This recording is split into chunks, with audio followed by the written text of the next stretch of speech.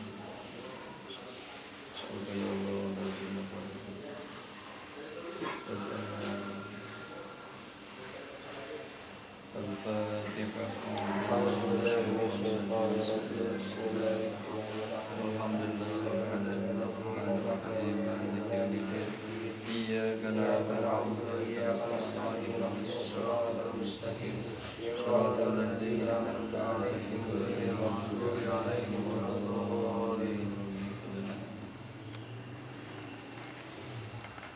Assalamualaikum warahmatullahi wabarakatuh. Waalaikumsalam warahmatullahi wabarakatuh. Bismillah, masyaallah, la yasriqul khaira illallah. Bismillah, masyaallah, la yasriqus su'a illallah. Bismillah, masyaallah, ma kana min ni'matin fa minallah. Bismillah, masyaallah, la haula wala quwwata illa billah. Alhamdulillah, salli wa sallim ala rasulillah Muhammad bin Abdillah wa ala alihi wa sahbihi wa mawalah, la hawla wa la quwwata illa billah, amma ba'du. Santri yang sama-sama memuliakan dan pemirsa di rumah yang sama-sama memuliakan, alhamdulillah atas izin Allah kita semua bisa melanjutkan kembali dalam pengajian ini tentang ilmu tauhid. Mudah-mudahan kita semua semakin dikuatkan iman kita oleh Allah Subhanahu wa taala sehingga iman kita sampai ke husnul khatimah. Amin ya Allah ya rabbal alamin. Salawat dan salam semoga tercurah limpahkan kepada penghulu alam yang baginda Habibana Muhammad sallallahu alaihi wasallam, kepada keluarganya, sahabatnya, kami berbahagia hingga kiamat. Mudah-mudahan kita semua ditakdirkan oleh Allah menjadi umatnya yang selalu istiqomah dalam ajarannya hingga husnul khatimah. Amin ya rabbal alamin. Baik, kita lanjutkan kembali pengajian yang tertunda kemarin, kita sambung kembali. Bismillahirrahmanirrahim. Qadirun, Allah zat yang mempunyai sifat kuasa. Muridun, Allah bersifat berkehendak. Alimun, Allah bersifat ilmu, artinya yang maha mengetahui. Bikulli syai'in, atas segala sesuatu. Sami'unil basiru, Sami'un, Allah yang bersifat sama, artinya Allah maha mendengar. Al-basiru, Allah yang maha melihat. Wal mutakallimu, dan Allah yang bersifat kalam atau bercakap-cakap.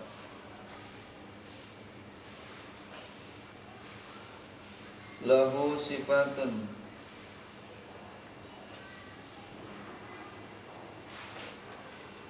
Allah memiliki sifatun sab'atun, sifat-sifat yang 7.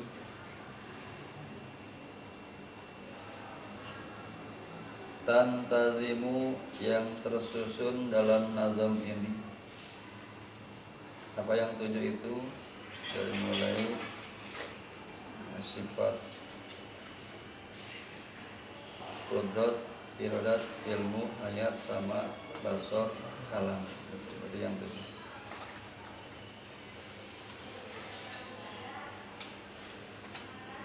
Qudratun, Allah alam bisawab.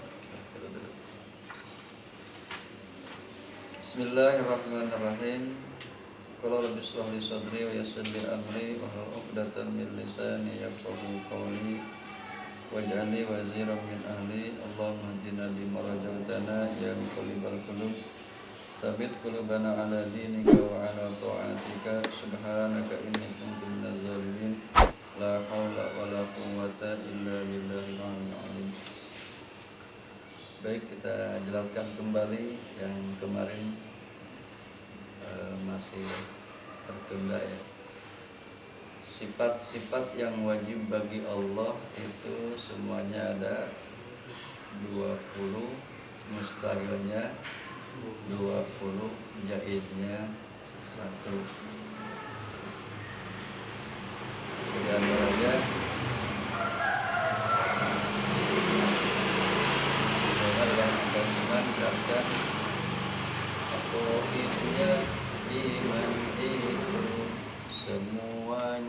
50 perkara, 20 yang wajib di Allah, 20 yang mustahil di Allah, 1 yang jaiz di Allah.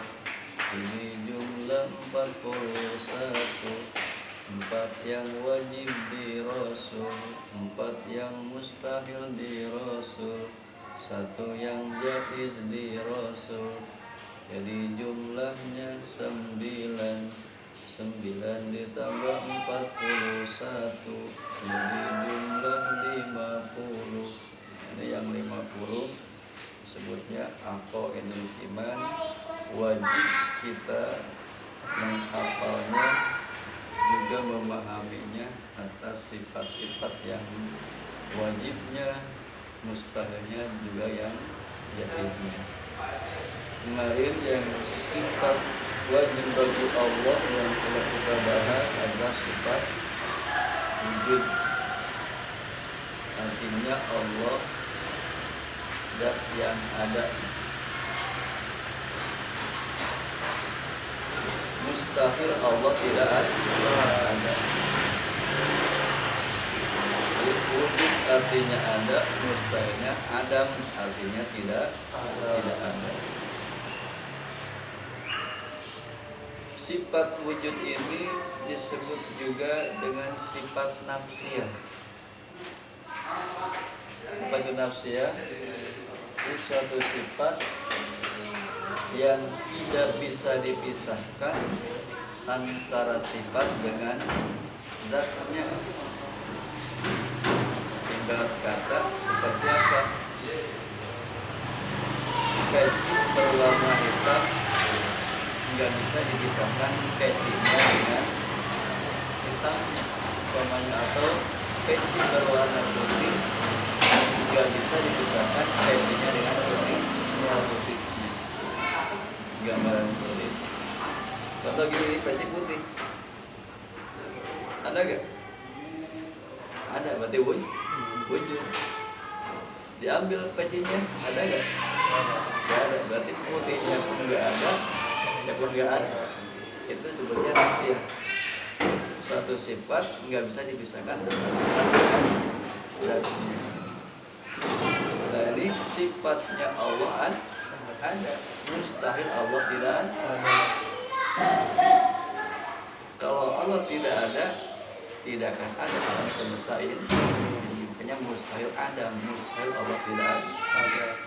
Apa dalilnya? Kemarin katakan dalilnya itu adalah wujudu hadirul makhlukati, adalah adanya semua ciptaannya ini, termasuk kita semua. Ketupat kemarin dibahas, wujud itu terbagi 3 bagian.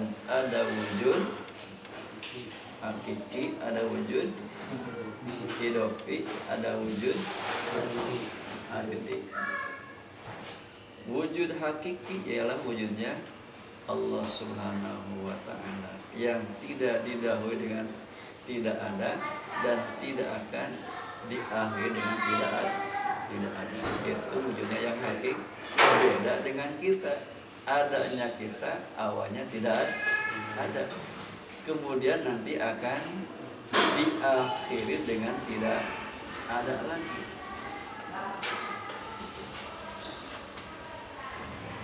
Kemudian yang kedua wujud hidopi, semacam wujudnya Bapa dan wujudnya anak. Orang itu bisa disebut Bapa karena ada siapa? Karena ada anak. Mungkin kalian belum disebut Bapak, soalnya apa? Belum ada anak. Tapi sekian tahun kemudian menikah, punya anak, hanya disebut Bapak Anti, Bapak Sahrul, dan yang sebagainya itu. Ya kan? Seperti itu. Terus dengan berjalannya waktu, lama-lama punya anak besar, hanya menikah, kemudian punya lagi, akhirnya punya cucu. Akhirnya itu yang tadinya bapak arti jadi apa? Kakek. Jadi adanya kakek karena adanya cucu. Itu namanya wujudnya ilahi. Ada wujud aridi seperti adanya ini alam semesta tidak bersandar sama yang lainnya, tapi didahului dengan tidak ada. Yang kedua sifat bako ya. Wujud kidam dulu. Kedua kidam artinya Allah terdahulunya Allah tidak ada permulaannya. Beda dengan kita. Kalau manusia permulaannya ada apa? Setetes air mani. Kemudian setelahnya dibuahi berubah menjadi apa? Menjadi apa namanya? Segumpal darah. Kemudian berubah segumpal daging. Kidam pun terbagi di tiga. Ada kidam apa? Kidam hakiki, ada kidam zamani, ada kidam nisbi. Kidam hakiki seperti kidamnya Allah Ta'ala. Terdahulunya Allah tidak didahului dengan tidak ada. Ada kidam nisbi semacam terdahulunya sesuatu dibandingkan dengan yang lain. Contoh umpamanya seorang anak dibandingkan dengan duluan siapa? Bapaknya. Gak mungkin anaknya duluan. Tapi seandainya itu bapak dibandingkan dengan kakeknya, duluan siapa? Kakeknya. Berarti bapaknya itu jadi baru kan? Kakek yang lebih duluan. Itu sebutnya kidamnya nisbi. Ada kidam zamani seperti terdahulunya alam semesta ini. Tapi dia itu alam semesta didahului dengan tidak ada dulu.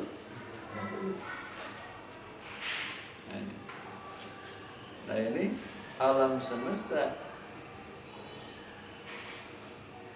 sebelum kita ada udah ada.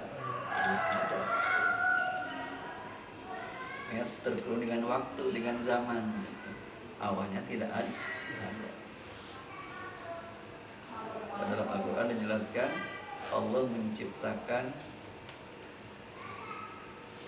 langit dan bumi beserta isinya isi tati ayam dalam waktu berapa hari? 6 hari.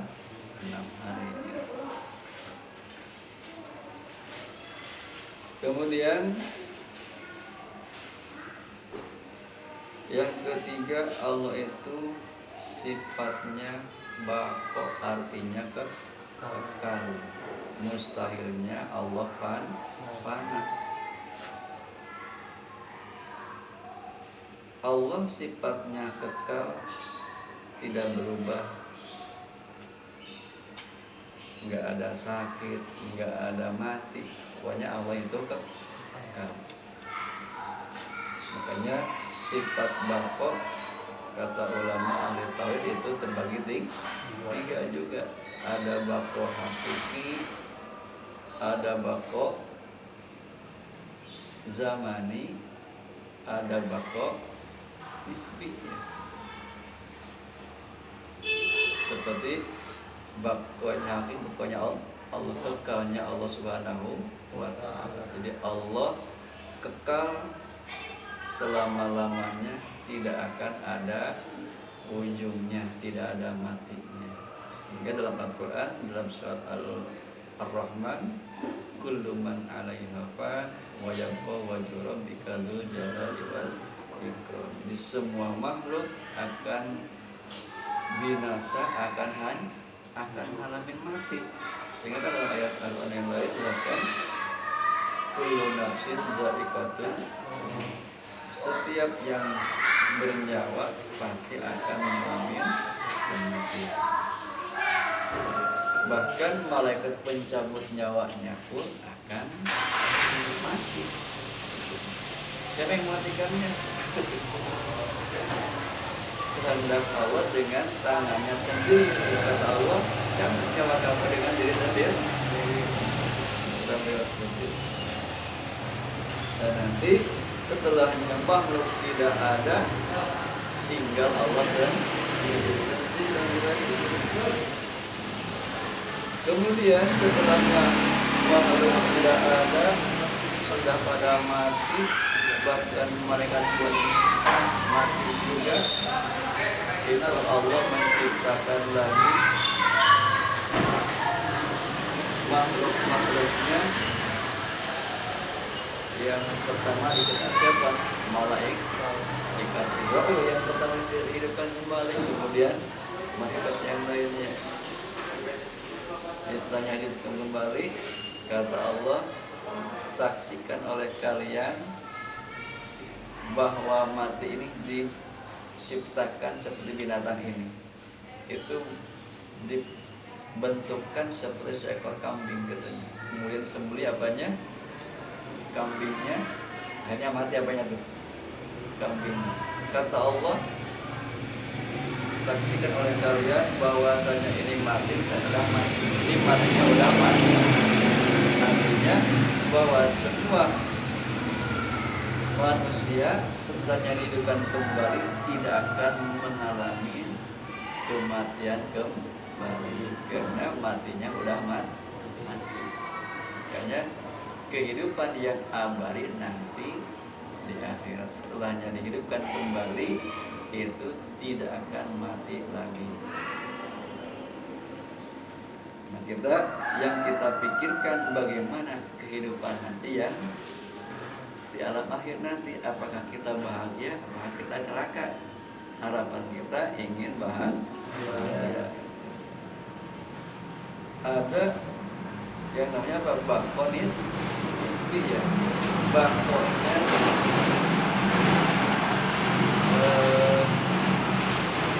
sesuatu dibandingkan dengan yang lainnya. Kekalnya, kuatnya sesuatu dibandingkan dengan lainnya. Contoh umpamanya api dibandingkan dengan air, kuat mana? Kuat air, ya kan? Sehebat apapun itu api, dengan air bisa mati.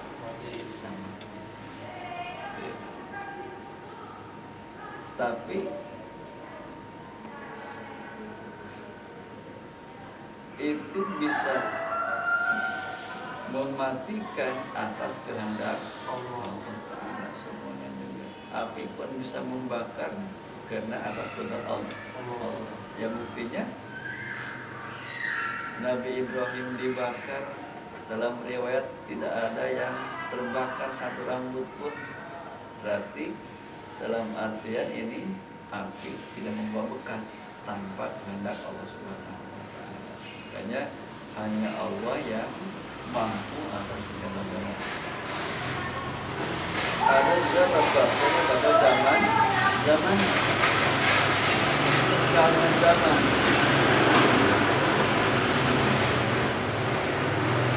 Artinya kuatnya, kekalnya sesuatu terkurung dengan zaman, dengan waktu.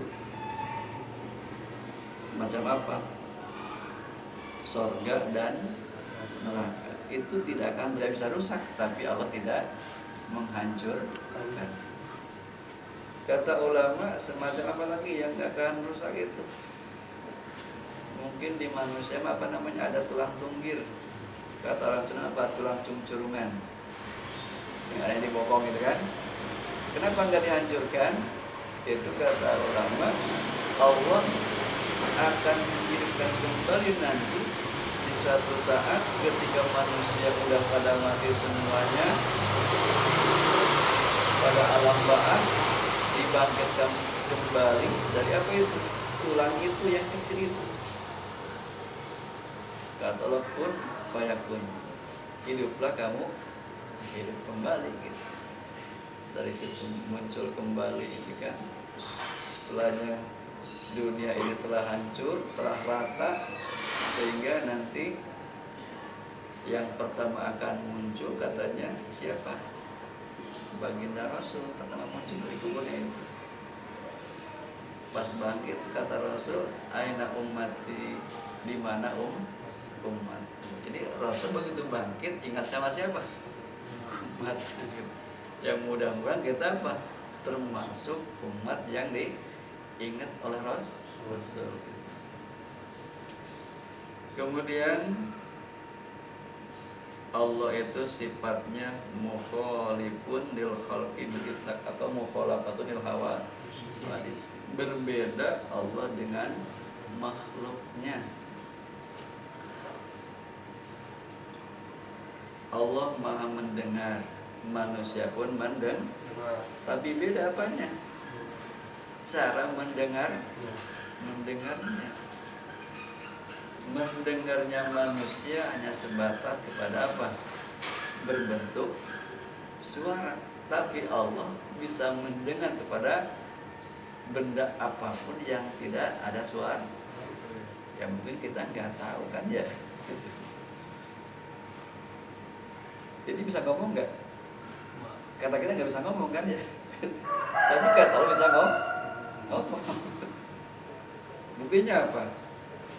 Dalam Al-Quran jelaskan yusabbihu lillahi ma fis samawati wa ma fil, membaca tasbih kepada Allah apapun yang di langit dan yang di bumi.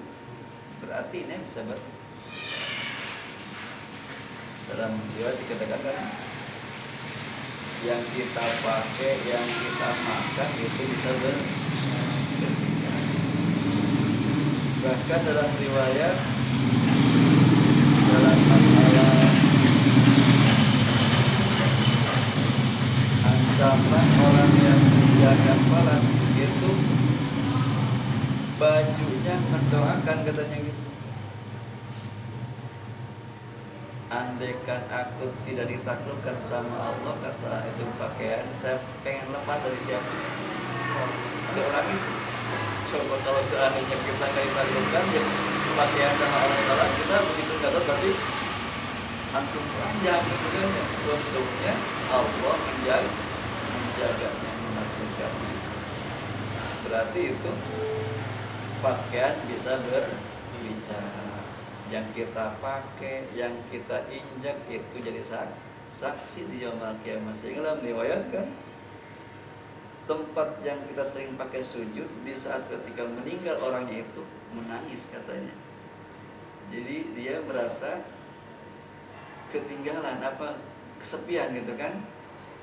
Biasanya dicium tiap hari pakai sujud, sekarang nggak ada. Itu bumi menangis karena meninggalnya seseorang yang dia rajin ibadahnya kepada Allah Subhanahu wa Ta'ala.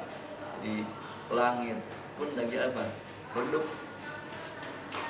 Nah, terus air hujannya itu begitu tandanya kesedihannya ketika hamba Allah yang rajin ibadahnya meninggal. Jadi bukan cuma manusia yang nangis, langit bumi pun ikut apa?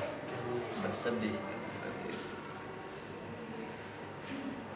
Kemudian itu contoh ya, Allah sifatnya mukhalafatun lil hawadis. Berarti mustahilnya mumasalatun lil hawadis. Mustahil Allah sama dengan makhluknya. Kalau Allah makan berarti sama dengan kita. Artinya Allah apa dalam ayat Quran, lam yalid wa lam yakul lahu kufuwan. Sebutnya apa? Satu dalil untuk apa? Menyatakan bahwa Allah itu beda dengan makhluknya. Wa qaimun, dan Allah itu zat yang berdiri sendiri. Tidak ada yang menciptakan kepada Allah Subhanahu. Kalau kita hidupnya dihidupkan, adanya diadakan sama siapa? Sama Allah Subhanahu wa Ta'ala. Makanya kita apa? Titipan sama juga ya. Hidup titipan Allah, udah waktunya dicabut mah ya nyawanya nggak bisa, mungkin dan seorang pun. Sehingga karena Al-Quran jelaskan, walaupun dia lari ke dalam apa, peti besi ngumpet, tetap aja akan apanya, mendatanginya, menjemputnya. Mustahil Allah membutuhkan kepada makhluknya. Berarti apa lawannya? Mustahilnya berarti ihtiyajul ghairi, membutuhkan kepada makhluknya. Mustahil Allah butuh manusia. Nah, sehingga kata Allah dalam hadis kursinya, andaikan hambaku semuanya tidak beriman, tidak akan mengurangi apanya, kemuliaan, kata Allah. Atau sebaliknya semuanya beriman, tidak akan bertambah kemuliaan. Berarti apa, ibadahnya manusia kepada Allah tidak membawa efek apa? Bertambah kemuliaan bagi Allah Ta'ala. Adapun manfaatnya ibadah buat dirinya sendiri atau meninggalkan ibadah, bahayanya buat siapa juga? Buat itu dirinya sendiri. Jadi Allah tidak butuh amalnya manusia, hanya Allah menyuruh dan mempersiapkan apanya? Balasannya, yang baik dengan yang baik lagi, yang buruk dengan yang buruk lagi. Sehingga Allah menjelaskan, famayyamal misqala dzarratin khairan yarah wa mayyamal misqala dzarratin syarran yarah. Nah, kita tanamkan dalam diri kita bahwasanya amal perbuatan balik kepada diri kita sendiri manfaatnya. Ghaniyun, Allah itu zat yang maha kaya, berarti tidak membutuhkan sama hambanya, malah kita yang membutuhkan kepada Allah Subhanahu wa Ta'ala. Jadi Allah nggak butuh amal manusia, Allah nggak butuh daripada apapun. Sehingga innallaha ghaniyun 'anil alamin. Sesungguhnya Allah itu zat yang maha kaya, tidak membutuhkan kepada segala galanya. Wa wahidun wahai, Allah itu zat yang wahid atau sifat wahdaniyah, yang maha satu, satu dalam zatnya, satu dalam sifatnya, satu dalam perbuatannya. Satunya Allah bukan satu dapat menyatukan, dan satunya Allah nggak bisa dipisah. Beda dengan satunya manusia. Disebut wujud manusia nih, umpamanya Sahrul, bisa disebut Sahrul kalau ada apanya, anggota badan semuanya. Tiba-tiba kepalanya doang yang datang, namanya Sahrul bukan? Apa namanya? Memedi mungkin gitu ya. Atau tangannya doang, dada gitu, tapi nggak ada apa-apanya, cuma tangan doang. Itu berarti bukan orang. Jadi manusia disebut wujud manusia kalau tersusun dari beberapa juz. Kalau cuma satu juz doang, tangannya doang, bukan manusia. Tiba-tiba kepalanya doang yang nongol, badannya nggak ada, berarti bukan manusia. Nah, ini satu dalam zatnya, satu dalam sifatnya. Contoh, Allah bersifat kudrat, Allah maha kuasa. Di sifat kudratnya Allah mampu untuk mengadakan dan meniadakan, baik menciptakan yang makhluk paling kecil ataupun yang paling, itu dengan sifat kudrat yang sama.